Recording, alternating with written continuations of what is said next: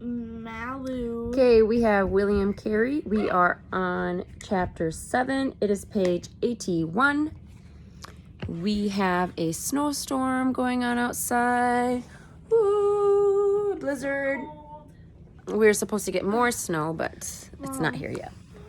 So we are going to hunker down and read some William Carey. Oh, I really William love Carey is not good. Don't want those lights like on my head like that. Looks like I have some antlers or something. What? Maybe. The lights in the back. The light fixture. If I can make it, I have some antlers. Look at my antlers. Okay, sorry.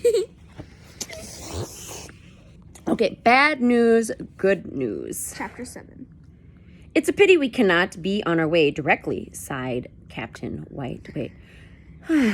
It's a pity we cannot be on our way directly, sighed Captain White. The Earl of Oxford had left the safety of the River Thames an hour before and was now sailing in the open waters of the North Sea. William and Dr. Thomas stood next to the captain on the aft deck. With the French at war with us, it's just too dangerous, he continued. I've seen their ships on the horizon, and I fear we would never make it out to the Atlantic Ocean. William nodded. He had seen the sails of the French privateers on the horizon. The ships seemed to sit there, daring British ships to come within their reach. We will be much better off sailing in a convoy. I've ordered the first mate to hug the coast. Hug it. Like a nice warm embrace. Stop playing with that, buddy. Okay, hug the coast until we get to the Isle of Wight. We'll anchor off Portsmouth until there are enough other ships to run to the gauntlet. Ooh, this reading is quite different because it's like before noon. Most of my other reading books is like 10 at night. 10 o'clock at night. Therefore, I might pause to take a cup of coffee, a drink. Oh my goodness, my hair. Zuri, stop.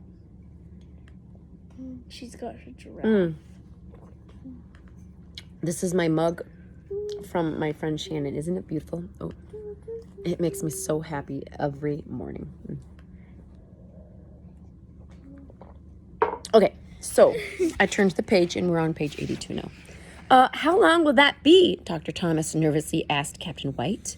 It all depends on what other ships are already in port. I would hope it won't be more than a day or two, a week at most. A week, echoed Dr. Thomas. William frowned. His companion seemed unusually worried about the loss of a few days. When the ship arrived off the Isle of Wight, the news was not encouraging. A convoy had left the day before, and it could be a month or more before enough ships gathered to form another one. Captain White suggested that the group would be much more comfortable in the town of Portsmouth. William went ashore and found a cheap boarding house where they could all stay while they waited for the other ships to gather. The group left most of their luggage on board, taking only a few clothes with them. William wrote to Dolly, explaining the delay and inquiring whether the baby had been born yet. In the letter, he wrote, "To my truest love." Just kidding, he didn't start that way. He should have, though. "If I had all the world, I would freely give it all to you. Oh, to have you and my dear children with me. But the sense of duty is so strong as to overpower all other considerations. I could not turn back without guilt on my soul. Let me know the dear little child's name, and I am forever your faithful and affectionate husband, William Carey." While William busied himself teaching Felix, writing letters, and visiting local churches, he noticed that Dr. Thomas had begun acting very strangely. Whenever there was a knock at the door, Dr. Thomas would hurry into the back room and peer out at the visitor through the crack in the wall. He would also ask the landlord 3 or 4 times a day whether there was any mail for him. When he did receive a letter, he seemed afraid to open it. William wondered what was going on. Why was his partner acting like this? He didn't have to wait long to find out. During the 3rd week of their stay in Portsmouth, Dr. Thomas insisted he had to go to London on some urgent business. While he was gone, the others had a visitor. One Dr. Thomas had every right to be worried about. It was a merchant from Brighton who had come to collect the £100 he claimed Dr. Thomas owed him. William was shocked. Dr. Thomas had told him he had a few overdue bills to pay off, but surely he hadn't intended leaving England still owing £100. It must have been a mistake. £100. That's like, so a pound equals $1.50 in American money these days. So that'd be like $150, but $100 even way back then. That's a lot of money. Anyways, it must have been a mistake. William waited for the doctor to arrive back from London to explain the situation, but Dr. Thomas could not. It was all true. Dr. Thomas did owe the merchant from Brighton £100, and worse, he had other debts that together totaled £500. No wonder he was hiding in India. William was worried. No wonder he wanted the ship to leave earlier. If only the Earl of Oxford had left a day earlier and caught the departing convoy, he wouldn't have to know about any of this. Now the situation weighed heavily on his mind. Was it right to go to India with a missionary partner who was in so much debt? The question seemed to be answered for him in a most depressing way. 3 days later, a note arrived from Captain White. The captain had received an anonymous letter saying that the East India Company knew he had male passengers on board who were trying to enter India without a permit, and that he would lose his captain's license if he took the men any farther. William showed the note to Dr. Thomas. It looks as if we cannot sail after all, he sighed. I think this is the work of one of my creditors, replied Dr. Thomas. I will go back to London to see what can be done. But even, Paul and Paul in the book of Acts and everything, they had closed doors when they were trying to get somewhere, but all in God's timing, right? You just have to trust that if God closed the door, that there was a reason. Maybe it was unsafe at the time for them to go, and they wouldn't have known.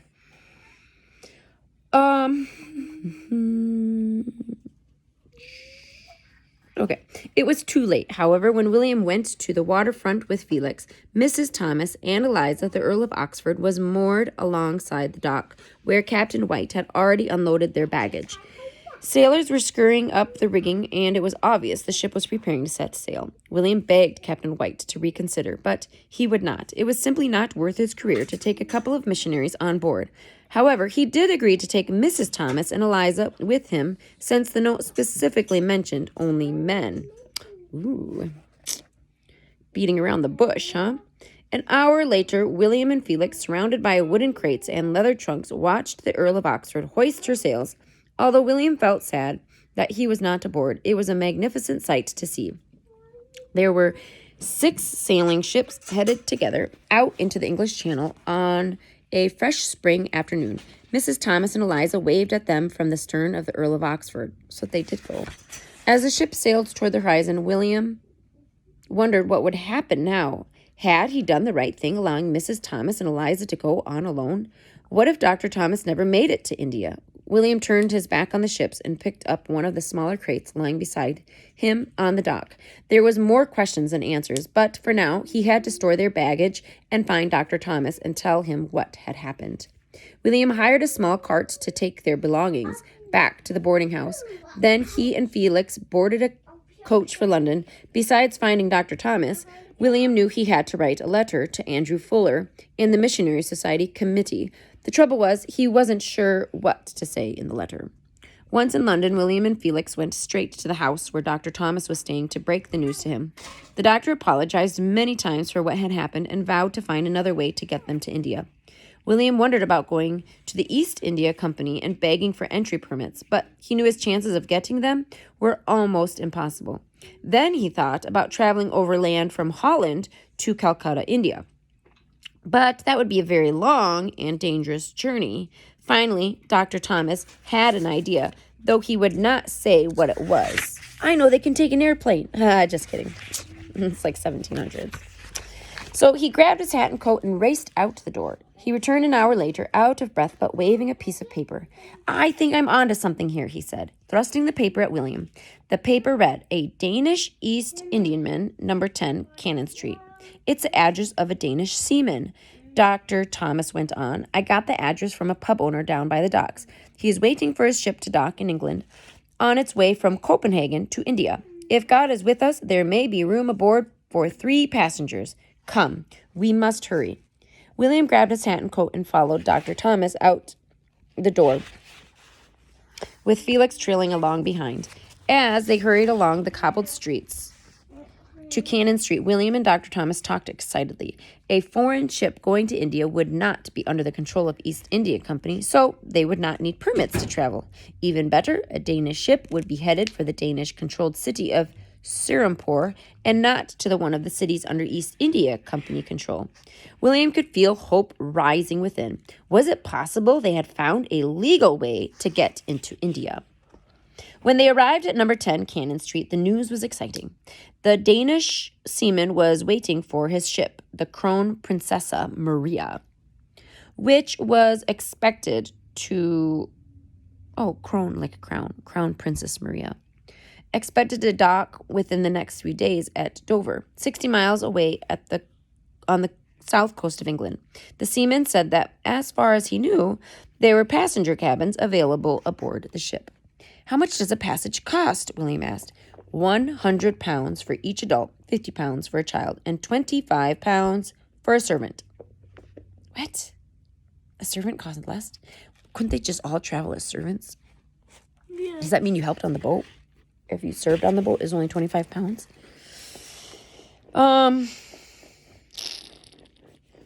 Who then gave them the name of the ship's agent in London, where a passage could be arranged and paid for. William quickly thanked the man for the information and stepped outside into the early evening. It would cost the three of them £250 to get to India, but all that was the £150 Captain White had refunded to them. What were they to do? So it costs more. Dr. Thomas was all for William and Felix going on alone, but William would not hear of it. By now, Dr. Thomas was all for William and Felix going on alone. And then Dr. Thomas go later. But William would not hear of it. By now, he was convinced that Dr. Thomas was a good man and really would try his best to pay back the money he owed.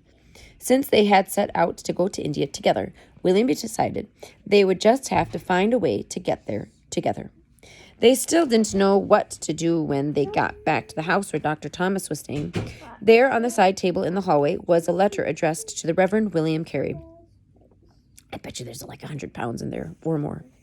They still didn't know what to do. Oh, so there was a letter. William picked up the letter, which was written in the clumsy handwriting his wife wrote in since he taught her to read and write. He opened it eagerly.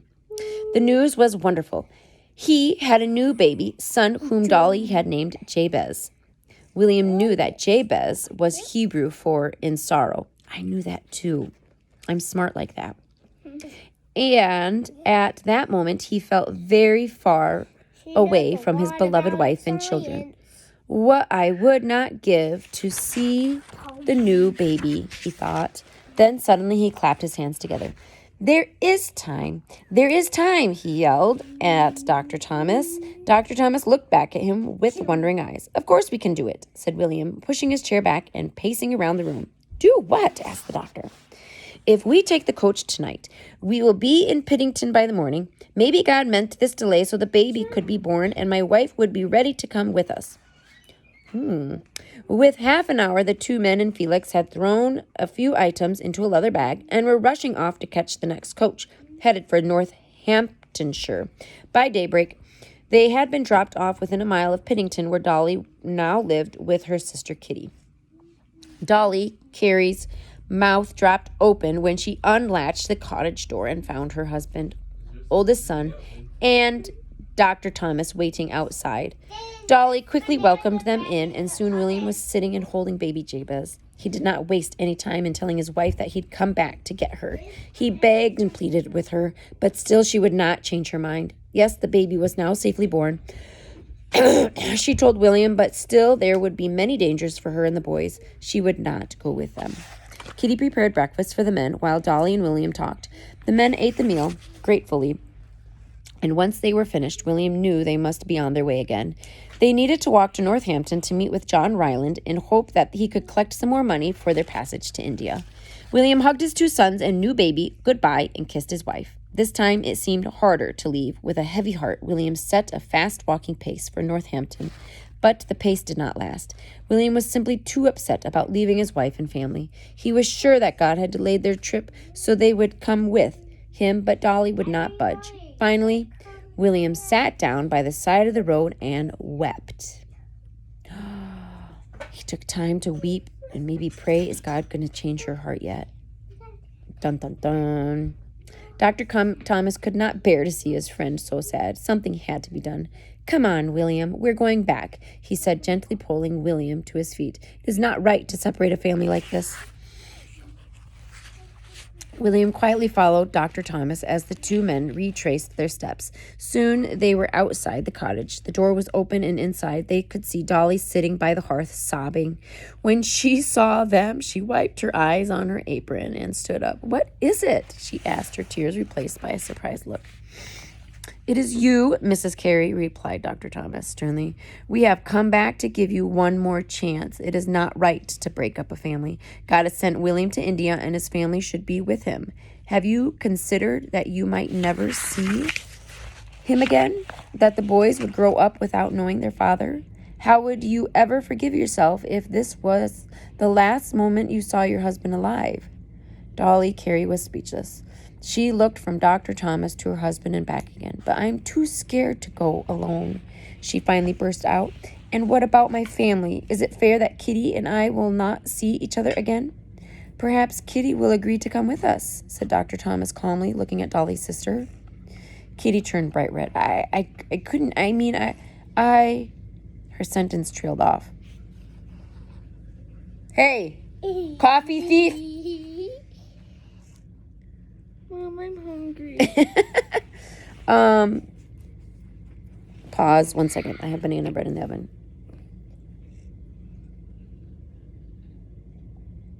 The stove just turned off.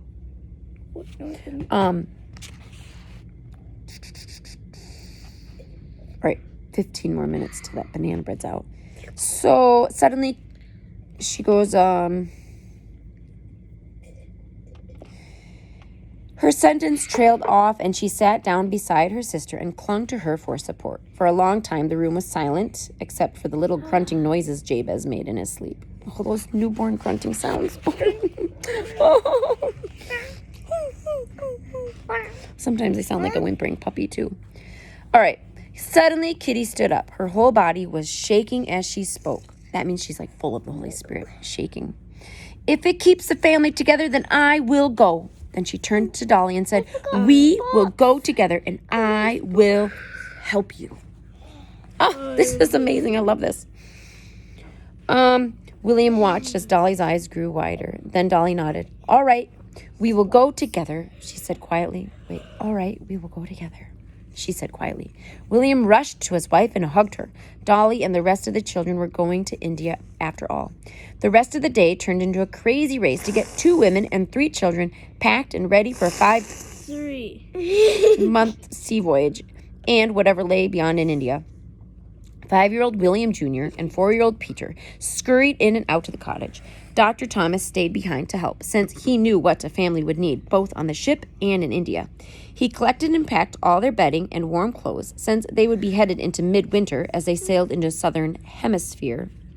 As the day wore on, news traveled quickly around the village. Soon, astonished neighbors were visiting Dolly and Kitty to see for themselves that they were really packing to go to India. While Dr. Thomas helped with the packing, William set out on a second time for Northampton. This time, he sang hymns as he walked. John Ryland was thrilled to hear that the whole family would be going with William to India. However, he had not collected any money from the group. He did have £200 of his own in the bank, but it was Saturday, and he would not be able to get the money until 10 o'clock Monday morning. William groaned. The Crown Princessa Maria might have come and gone by then. After much discussion, John Ryland came up with a plan. He had several rich friends in London who he felt sure would have £200 tucked away between them. Hurriedly, John Ryland wrote letters asking his friends to lend the money to William and promising to repay it before the end of the week. There was no time to lose. William thanked his friend and half walked and half ran back to Piddington. By the time he arrived, the family was packed. Early the next morning, the whole family and Dr. Thomas boarded the stagecoach bound for London. What are you doing back there? Dolly appeared. Ow. Sorry. Stop. Stop. Oh my goodness. She wants me to unleash my secret weapon. 60 lashings for you with my long hair. It's a secret weapon because she sometimes plays with my hair to go to sleep. But it's not bedtime. So, Dolly peered out the window as the familiar sights that had surrounded her all her life disappeared from view and were replaced with lanes and villages she had never seen before. Oh, that's right. She had never been 10 miles past her house. Imagine doing that. The farthest I've been is Montana. Kitty reached out and gave her sister's hand a reassuring squeeze as the coach rumbled along. William, with Peter sitting on his knee, looked out the window too, but he was not thinking of the scene flashing before him. He was doing math, the same math over and over. He had 150 pounds in his pocket from Captain White's refund, and he had 200 pounds to collect in London. That made a total of 350 pounds, but there were now 4 adults sailing to India at 100 pounds each. Wonder if it's 3 for the price of 4. Maybe they'd give him a discount. Altogether, the passage to India would cost 600 pounds. 250 pounds more than he had. William took a deep breath as he wondered what to do. How ironic it would be, he thought, if after convincing Dolly to travel to India with him, they could not leave because there wasn't enough. Mom, Too many distractions. I know. It's fine. Not enough. Where was I? Not enough money. There wasn't enough money for her passage. Finally, William prayed a silent prayer. God, you have brought me this far. You have even got Dolly and the children to come. Surely you will show us a way to get to India. Sorry, disgusting. The group arrived in London on Sunday evening. William had no difficulty in finding one of John Ryland's friends, who was willing to lend him the 200 pounds. As soon as he arrived back with the money, Dr. Thomas took it and the refunded 150 pounds and went to see the ship's agent. Being Dr. Thomas, he had another plan, a plan that he discussed with no one but Kitty. Several hours later, he returned, waving 8 tickets, 1 for each of them. Ooh, is he going to say, you have a free doctor? How did he do it? Asked William with a broad smile. I think the agent was impressed with the whole family traveling together. I asked him if Kitty and I might travel as your servants. And he asked me how much money we actually had for the passages. When I said 350 pounds, he told me India needed missionaries and that a man should not be separated from his family. So if that was all the money we had, then it was enough to get us there. We are bound for India. When does the ship sail? Asked William after he examined each of the tickets. We must hurry. She sets sail from Dover tomorrow afternoon on the high tide. William gasped. It was impossible for them to make it on time. And what about the luggage they had left in Portsmouth? Dr. Thomas reached into his pocket and pulled out some more tickets. I called an old friend, and he gave me enough money to buy the rest of you ferry tickets to Dover. And what about you? Asked William. I intend to leave this very minute to Portsmouth to collect the baggage. If God blesses me, I will meet you in Dover with it tomorrow. Oh, it's cold. Ooh, the front door is open. All right, that concludes Chapter 7. Stay tuned, for Chapter 8.